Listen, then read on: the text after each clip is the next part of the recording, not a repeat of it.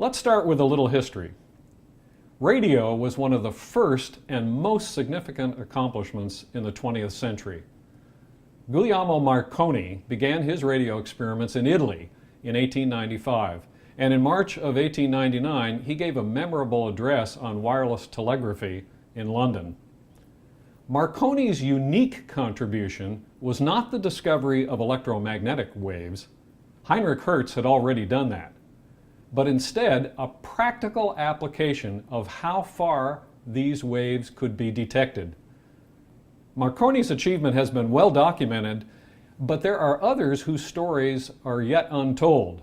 For example, few know who sent the first long-distance radio signals, that's radio signals covering a distance of more than just a foot or two, in North America. Now, many people lay claim to this accomplishment. In the early days of American radio, there was plenty of room for backyard experimenters and lots of boastful claims. But one individual documented the record of his experiments in detail and demonstrated his accomplishments in a manner that even a present-day media person would enjoy. Jerome Green grew up in Somerset, Ohio, and worked for a number of years as a primary school teacher and a carpenter. In 1894, Notre Dame hired Jerome Green as a professor of telegraphy. Yes, Notre Dame actually had a professor of telegraphy. Well, it wasn't long before Green was guided by the news of Marconi and attempted long-distance experiments himself. This is a picture of Jerome Green and the spark gap transmitter that he used in 1899 at Notre Dame. Green's big experiment was turned into a real theatrical production on Green's part. The experiment was set up between Notre Dame and St. Mary's.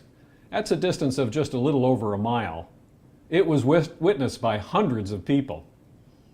At St. Mary's, a vertical wire was attached to the receiver called a coherer and hung from the clock tower of the convent's main building. At Notre Dame, the long vertical wire of the transmitter that you see on the screen was connected to an induction coil, was hung from the university flagpole. Well, that didn't work out very well. So later it was hung from the steeple of what is now Sacred Heart Basilica.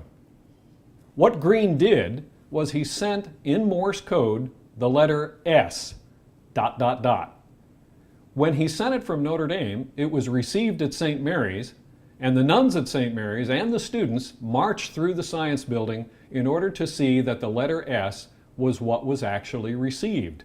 The entire scene was drawn by one of Green's colleagues, Professor F.X. Ackerman. Ackerman sent a line drawing to the Chicago Herald, and it was published in the April 22, 1899 edition of the newspaper. This bit of wireless history sets up some important questions for this course.